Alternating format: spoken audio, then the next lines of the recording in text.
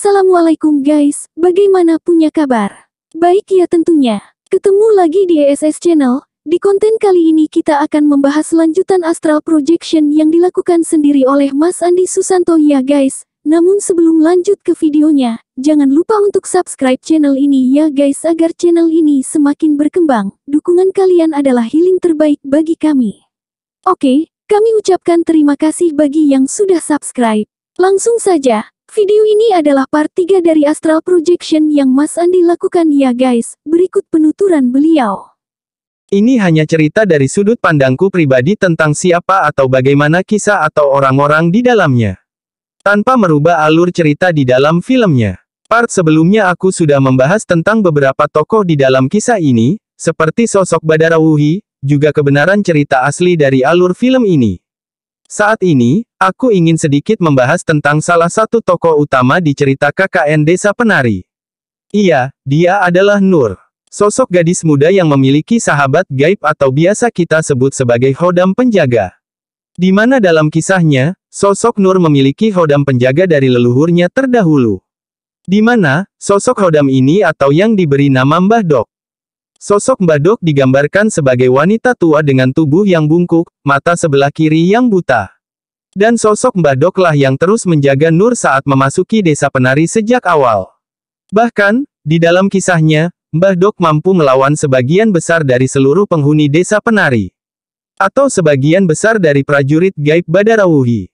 Kenapa bisa seperti itu? Apakah sosok Mbah Dok memang sehebat itu? Lalu, mengapa teman yang lain tidak memiliki Khodam Penjaga seperti Nur?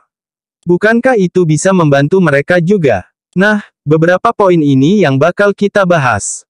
Dan mungkin, cerita kali ini gak bakal terlalu panjang, karena aku juga lagi kurang sehat. Ditambah, bukan semudah itu untuk menjabarkan apa yang seharusnya tidak boleh dijelaskan ke khalayak ramai. So, langsung aja kita masuk ke poin pertama. 1. Kenapa sosok Mbah Dok bisa sehebat itu? Jawabannya, tentu saja karena dia adalah sosok Khodam dari leluhur. Di mana, mereka memiliki janji atau sumpah dengan wadah pertama mereka atau pemilik pertama untuk menjaga anak cucunya dari gangguan apapun. Bukankah mereka sama-sama makhluk gaib?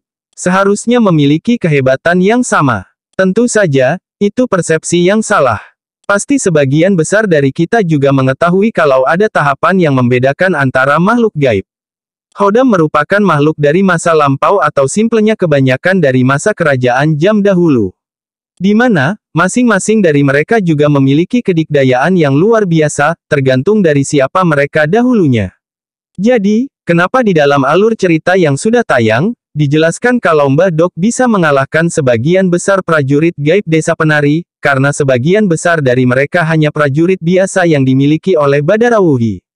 Khodam leluhur juga merupakan pendamping yang setia dengan tuannya, atau wadahnya. Mereka bisa melakukan apapun demi menjaga tuannya. Apalagi, jika wadah ini atau si pemilik Khodam sudah menyadari keberadaannya ada di dalam dirinya. Karena, di momen ini mereka bisa lebih intens dalam berkomunikasi dan berbagi pengalaman masing-masing. 2. Apakah sosok Mbah Dok memang sehebat itu? Iya, itu memang benar. Kalau sosok Mbah Dok memang sehebat itu. Logis dengan pernyataan kalau Mbah Dok adalah rival sebenarnya Badarawuhi. Karena, mereka berasal dari waktu yang sama. Dan memiliki kedikdayaan yang hampir sama.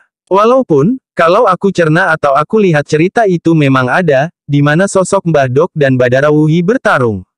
Kemenangan tetap seimbang. Dan akhirnya, keduanya memutuskan untuk menyudahinya. Hahaha, ini hanya umpama doang ya. 3. Lalu, mengapa teman-teman yang lain tidak memiliki teman pendamping atau Khodam pendamping juga? Bukankah itu bisa menjaga mereka juga nantinya? Jawabannya, tidak semua dari kita bisa memilikinya. Dan tidak semudah itu untuk memiliki Khodam Penjaga. Kalaupun beberapa orang tetap bisa memiliki Khodam, biasanya melalui perjalanan spiritualnya. Pemberian, atau lainnya. Jika leluhur dari mereka memang tidak pernah memiliki Khodam pendamping sejak awal, bagaimana bisa itu turun ke penerus di bawahnya? Atau jika memang leluhur mereka memiliki Khodam Penjaga, tapi tidak turun kepada penerusnya, biasanya ada sebuah perjanjian sakral yang dilakukan oleh leluhur agar Khodam ini tidak turun kepada anak cucunya. Karena apa? Mungkin karena dia tidak ingin kalau nantinya anak cucunya mengalami hal-hal yang tidak seharusnya mereka alami. Sebagai contoh, serangan atau gangguan gaib dari orang lain yang mengetahui kalau mereka memiliki hodam penjaga atau jadi bahan uji coba. Kedua, bisa jadi juga kalau leluhur mereka atau bahkan hodam leluhur ini sudah mengetahui karakteristik dari anak cucunya kelak. Jadi mereka mengurungkan niat untuk menjaga. Kembali ke topik pertama, sosok Nur memang dijaga oleh hodam penjaga yang luar biasa hebat. Bukan saja karena ini dari leluhurnya, melainkan sosok Nur memang sosok yang taat dengan agama. Dia juga menjunjung tinggi tata krama kepada siapapun. Itu yang menyebabkan sosok Mbah Dok tidak ingin pergi dari tubuhnya Nur walaupun sudah berkali-kali diusir. Dengan catatan, sosok Mbah Dok berjanji akan menjaga Nur dari siapapun yang mengganggunya.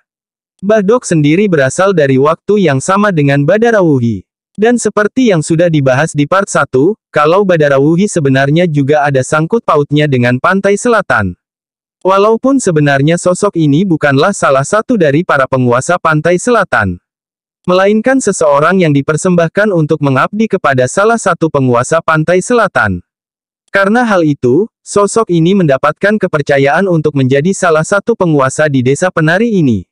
Oke, banyak polemik dari pernyataan ini, tapi memang penglihatan orang mungkin emang berbeda-beda. Dan aku meyakini apa yang aku lihat. Sementara, Mbah Dok sendiri merupakan keturunan dari salah satu raja pada kerajaan di masa lalu. Dan sosok sebenarnya bukan seorang wanita tua seperti di film-film, melainkan seperti putri muda yang cantik, dengan kemben hijau dan selendang berwarna kuning. Dan memiliki mahkota kecil di kepalanya. Jika wadahnya atau tuanya memiliki aura yang sangat positif, maka tidak bisa dipungkiri kalau sosok hodam penjaganya juga dari kalangan luar biasa. Itulah kenapa Badarawuhi mengakui sosok Mbah Dok. Bukan bermaksud membedakan dari cerita di dalam film, melainkan ini yang aku lihat sebenarnya di dalam kisah yang memang pernah terjadi ini. Oh iya, bonus untuk penjabaran dan penutup di cerita ini. Di film KKN Desa Penari sempat dijelaskan kalau ada sosok pria tua baik, yang menjaga di desa penari ini. Dan sempat menampakkan wujudnya kepada salah satu tokoh di dalam film.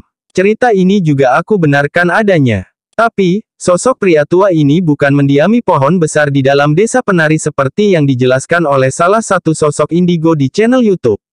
Melainkan, sosok pria tua ini mendiami sebuah batu besar yang ada di pinggir desa. Jadi, kalau bisa aku gambarkan lewat tulisan, hutan desa penari ini ada di sebelah kanan desa, sedangkan lokasi batu besar ini ada di bagian kiri desa. Atau bisa sebaliknya sesuai lokasi dari mana kita melihatnya. Dan desa ini ada di bagian tengah-tengah. Seperti memiliki makna kalau mereka memiliki wilayahnya masing-masing. Dan tidak berhak saling ganggu. Karena itu, sosok kakek baik ini hanya membantu sekedarnya dan semampunya. Bukan karena tidak sanggup menandingi Badarawuhi dan prajuritnya, melainkan dia menjaga apa yang sudah ditetapkan.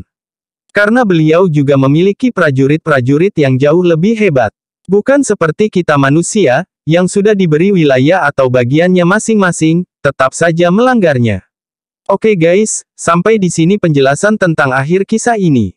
Semoga berkenan membaca dan share sebanyak-banyaknya. Bukan untuk memberi perbedaan, hanya menceritakan dari apa yang aku lihat. See you guys. Terima kasih. Nah, jadi seperti itu pengalaman astral projection yang dilakukan oleh Mas Andi Susanto guys.